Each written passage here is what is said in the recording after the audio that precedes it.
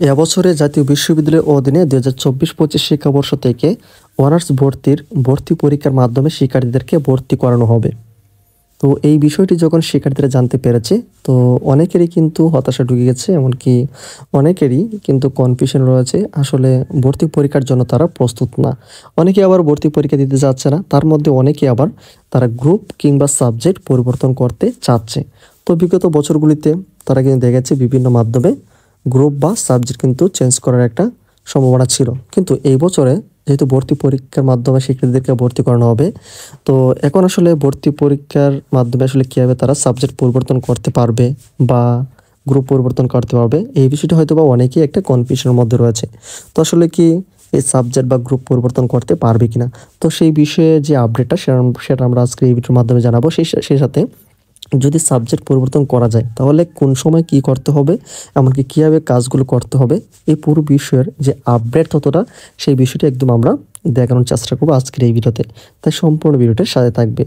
তো চলো এবার আমরা এখন মূল ভিডিওতে যাচ্ছি। তার আগে ছোট্ট করে রিকোয়েস্ট করবো, এখন যারা চ্যানেল নতুন, চ্যানেলটিকে সাবস্ক্রাইব করে নিই।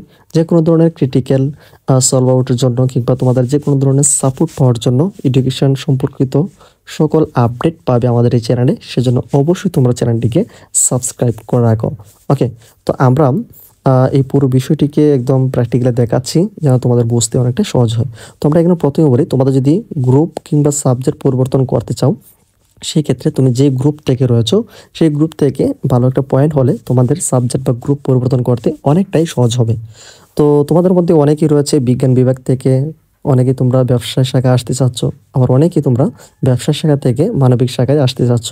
যেই আমরা দেখেছি তুলনামূলকভাবে মানবিকের সাবজেক্টগুলি অনেকটা কিন্তু পয়েন্ট কম লাগে।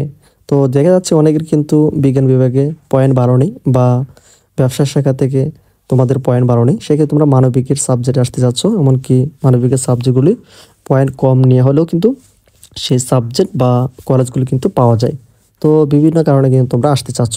ওকে, তো ধরো যে তোমরা সায়েন্স বিভাগ কিংবা ব্যবসা শাখা থেকে তোমরা মানবিক শাখা থেকে আসতে চাচ্ছ, সেক্ষেত্রে এটা পসিবল। কারণ হচ্ছে এই বিষয়টি আমরা বিগত বছরগুলোতে আমরা দেখে আসছি, অনেকে কিন্তু আবেদনের পরিপ্রেক্ষিতেই তারা কিন্তু গ্রুপ পরিবর্তন বা সাবজেক্ট পরিবর্তন করতে পেরেছে অনার্সে এসে। তো এই বিষয় যদি আমরা একদম প্র্যাকটিক্যালি তোমাদেরকে দেখাই তাহলে বুঝতে অনেকটা সহজ হবে। তো সেই ক্ষেত্রে তোমাদের জিপিএটার একটু ভালো হতে হবে, তাহলে কিন্তু যে বিষয়টা বললাম তোমাদেরকে গ্রুপ পরিবর্তনের ক্ষেত্রে অনেকটাই সহজ হবে।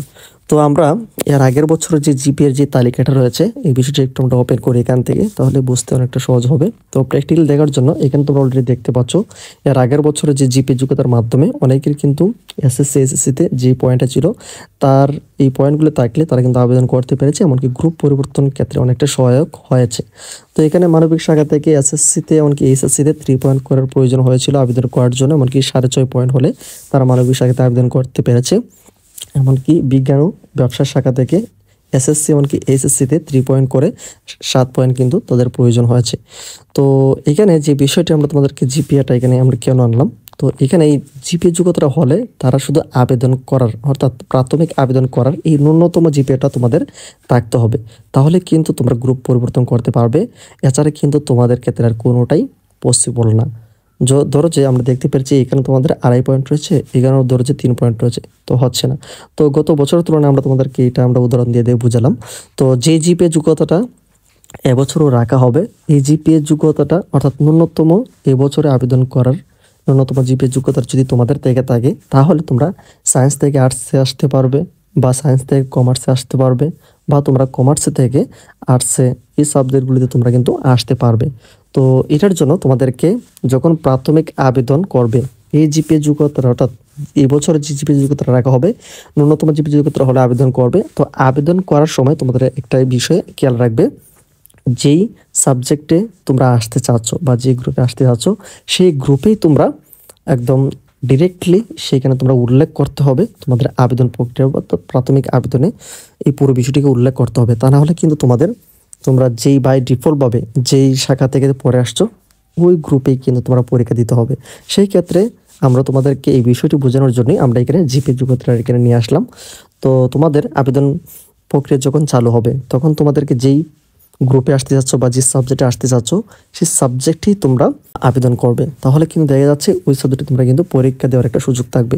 তখন ওই সাবজেক্টে পরীক্ষা দিয়ে তখন উত্তীর্ণ হলে তোমরা কিন্তু তোমাদের কাঙ্ক্ষিত সাবজেক্ট বা কাঙ্ক্ষিত যে পরিবর্তনের যে গ্রুপটা সেটা কিন্তু তোমরা পেয়ে যাবে। তারপরও আমরা তোমাদেরকে একদম প্র্যাকটিক্যালি দেখাবো যখন আবেদন কার্যক্রম শুরু হবে তোমরা কীভাবে আবেদন করবে, কি কি করতে হবে, কি কি ডকুমেন্ট তোমাদেরকে আপলোড করতে হবে, এই সকল যাবতীয় একদম প্র্যাকটিক্যালি লাইভে আমরা তোমাদেরকে দেখাবো। সেজন্য আমাদের সাথে থাকো, চ্যানেলটিকে সাবস্ক্রাইব করে।